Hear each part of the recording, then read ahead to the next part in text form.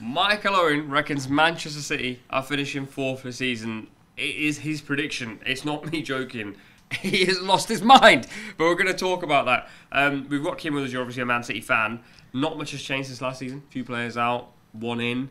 How are you feeling in general where City are at the moment? Well, I think Michael Owen's lost his head, and I don't think that he actually thinks that City will come fourth, but I can understand why he might be a little bit more negative about City's chances this year than in previous years. I think there's lots of tangible reasons, and then of course there's an intangible thing of no one really wins 5 in a row. No one really wins 4 in a row, and City did it. And I think over those last 4 years, every competition they've got very far in, so they've been playing a lot of games pretty much with the same 11, really, the same sort of 11 to 14 players from 4 years ago. So I think it's natural that there would be a bit of a fatigue there. I think last year we actually saw a little bit of a fatigue, and I remember when I first came on halfway through the season, I thought, okay, this is going to be City's year where they don't win the title. I think the fact that they managed to pull it out last year is an incredible achievement, but I do worry that potentially that fatigue may creep in.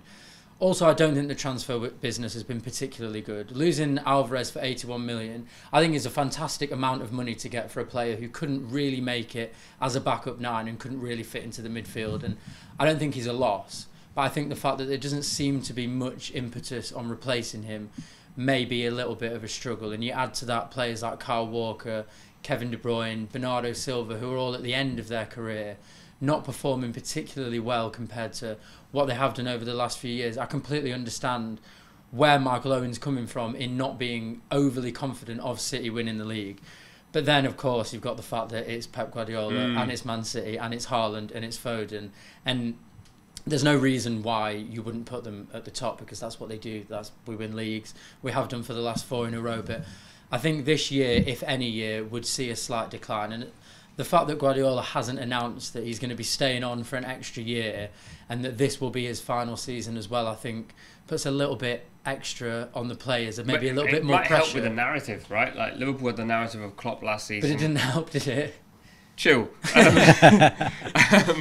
It got Liverpool to a certain point where they were chasing the league down. Maybe Pep saying this is his final season at some point. Maybe he's saving it in case City do have a little bit of a decline. But you were the nearest competitors last season. What do you make of City basically chilling in the transfer window? Well, I think you're talking about a club that is incredibly well run. People always question how they got to where they got to, and we know all about that. We're not going to get into that. But in terms of no need, Harry. No need. Well, in terms of how they run the club, they run it brilliantly. Julian Alvarez's transfer is a great example of that.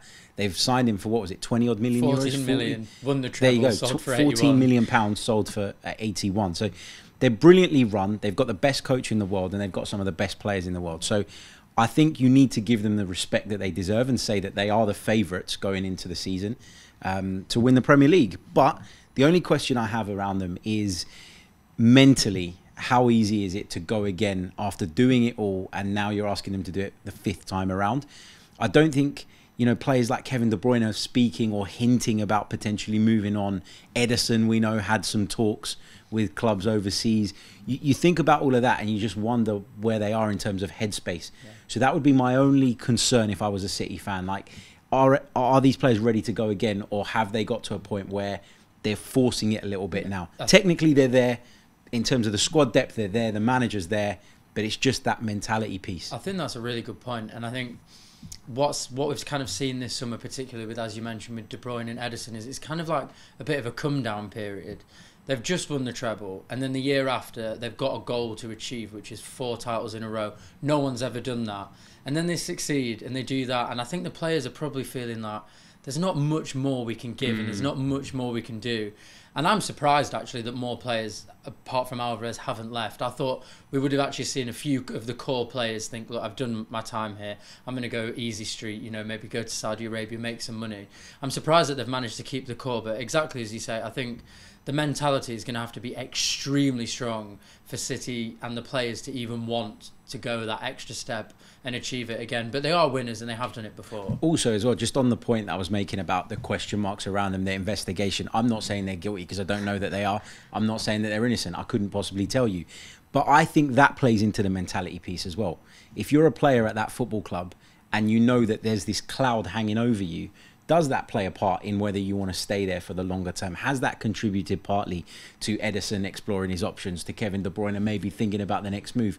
For Pep Guardiola as well, you know, does he want to commit his long-term future to the club again with that hanging over them? So, look, I don't know what the outcome of that's going to be, but I do think that's another factor when you're talking about the mental place in which these players are. I actually kind of think the opposite. I think when we saw that happening last year, when it came out and the court date was set, Guardiola gave an incredibly impassioned press conference and a speech about City, and it seemed like all the players were getting on board as well. There was lots of, like, it wasn't overt Instagram posts, but there were lots of Instagram posts the day after of, like, blue hearts, you know, that kind of, not necessarily to do with anything other than the fact that they kind of loved the club. And I think actually that brought us together last year, particularly the players and the manager, and it galvanised all the fans. So I don't necessarily see that as a bad point. Obviously it is going to happen in the middle of the season. We don't know how long it's going to take. We don't know what the conclusion of that's going to be. Obviously that will play an impact, but I don't think the players will be thinking about that as they start the new season. I think they're very professional.